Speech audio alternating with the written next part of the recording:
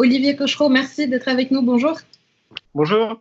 Vous êtes directeur des soins au GOL. Comment se déroule la situation actuellement à l'heure où on parle?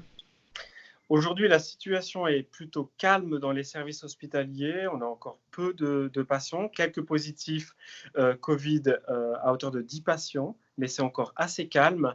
Par contre, ça commence à s'affoler à l'entrée de l'hôpital, puisqu'on a mis un porte-à-cabine.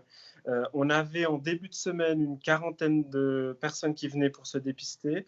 Aujourd'hui, on est mercredi, on en a déjà 60 à l'heure actuelle, et on en attend encore dans la soirée. Ce container justement qui est en place devant l'hôpital, comment ça fonctionne? Est-ce que vous avez peut-être des consignes à donner aux gens qui nous regardent? Bien sûr, alors quand ils arrivent, effectivement, surtout pas rentrer dans l'hôpital. Ce conteneur, il est à l'entrée exprès. Les gens doivent attendre au conteneur. Malheureusement, on se rend compte qu'il est déjà un peu trop petit. On est en train de réfléchir pour installer une tente à côté pour que les patients ne puissent pas attendre dehors. Alors aujourd'hui, il fait beau, ça va, mais ça va devenir compliqué par la suite. Les gens attendent dehors et puis l'infirmier les fait rentrer. Et puis pour les dépister avec le médecin, il les trie surtout avant. Et j'imagine que s'il y a une urgence, on continue à rentrer du côté urgence. Bien sûr, exactement. On a le flux surtout qui continue évidemment. Ouais. Vous nous parliez tout à l'heure de ces profils de malades. Quel est de 10 personnes justement, quel est le profil de ces malades?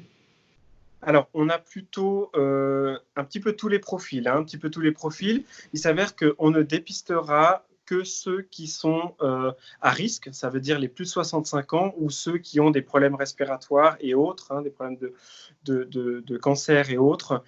Ces personnes-là seront dépistées parce qu'on a besoin de savoir après si on va les prendre en charge. Les autres rentrent à la maison et puis se mettent en confinement comme il a été demandé selon les mesures cantonales. Mais du point de vue médical, qu'est-ce que ça veut dire? Ça veut dire que les autres, on ne les teste pas parce que finalement, ils arrivent à se soigner tout seuls? Exactement. Les autres qui ne sont pas des patients fragiles arrivent, comme un symptôme grippal, donc ils arrivent à se soigner à la maison. Ce qui est important de leur dire à eux, c'est qu'effectivement, ils restent confinés, comme on leur a bien expliqué, qu'ils restent à la maison pour éviter de propager le virus.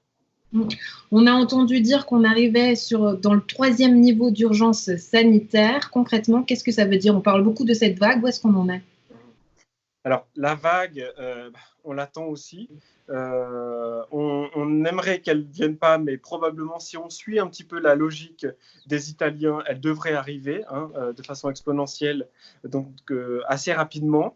On se prépare à ça. Ça veut dire qu'on va commencer à instaurer, donc à mettre des ventilateurs dans nos soins intensifs.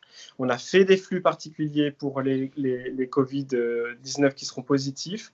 À savoir que dans la population à risque, 5% iront aux soins intensifs et auront besoin d'un ventilateur. Donc, on se prépare vraiment pour ça dès aujourd'hui. Et aujourd'hui, justement, au GOL, est-ce que vous avez tout le matériel nécessaire? On a aujourd'hui le matériel nécessaire et l'armée nous aide à avoir ce matériel qu'il nous faudrait en plus pour plus tard. Et vous nous disiez en préparant cette interview que l'important, c'était non seulement de soigner les patients, mais aussi de se préoccuper de tout le corps médical et de justement pouvoir les soutenir. Bien sûr. Alors, c'est notre challenge et c'est mon challenge d'arriver à conserver nos collaborateurs. D'abord, à ce qu'ils ne soient pas évidemment malades, infectés et à ce qu'ils aient des mesures aussi drastiques à la maison, mais de les conserver au niveau psychologique parce qu'on sait, les études l'ont montré que pendant les épidémies, la difficulté des soignants et des travailleurs d'ailleurs de l'hôpital, c'était l'état psychologique et l'épuisement professionnel. Donc, on essaie de mettre en place des choses, évidemment, des gardes d'enfants, à faciliter le parking, faciliter le logement, être à la proximité. On essaie d'informer le plus possible nos collaborateurs tous les jours. Moi, je passe tous les jours dans les services pour les informer. Et puis, de faire des tournus aujourd'hui, comme la vague n'est pas encore arrivée, de faire des tournus pour qu'ils puissent se reposer le plus possible. On entend du point de vue politique des messages parfois, des mots assez durs, une guerre contre le virus. Du point de vue médical, est-ce que vous êtes d'accord avec ça? Oui, c'est vraiment ça. Aujourd'hui, on est dans une guerre, ça c'est sûr, et il faut qu'on arrive au mieux à s'organiser. Il faut que la population surtout respecte. Je pense que les messages ont été clairs, mais j'insiste vraiment sur la responsabilité de chacun. Restez à la maison pour nous aider, parce que quand la vague va arriver, de gens finalement qui, eux, seront à risque, là pour nous, ça va devenir très compliqué. Très, très compliqué.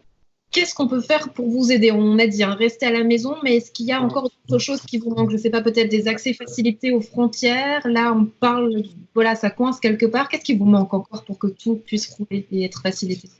Alors effectivement, il nous manque encore des places peut-être dans les crèches, il nous manque quelques logements pour accueillir des collaborateurs qui n'osent plus non plus rentrer chez eux parce qu'ils ont aussi des vies professionnelles et ils ont toujours peur de contaminer aussi les leurs. Et puis nous faciliter la vie, je crois, à la douane. C'est en train de se mettre en place. On entend beaucoup de choses, donc ça se met en place. Je crois qu'il y a une vraie solidarité. On remercie d'ailleurs les gens, notamment de Nyon, parce qu'il y a une vraie solidarité. Samedi soir, une des pizzerias de Nyon, a offert une 30aine de pizzas à nos collaborateurs. Il y a des applaudissements tous les soirs. Je pense que ça, il faut continuer. C'est vraiment très important, très, très important. Et puis donc, vous l'avez dit, cet appel est lancé. Si on veut justement donc vous proposer peut-être une chambre, un lit, qu'est-ce qu'on fait? Où est-ce qu'on peut vous contacter? Alors, on a un site, on a un Facebook maintenant qui est ouvert.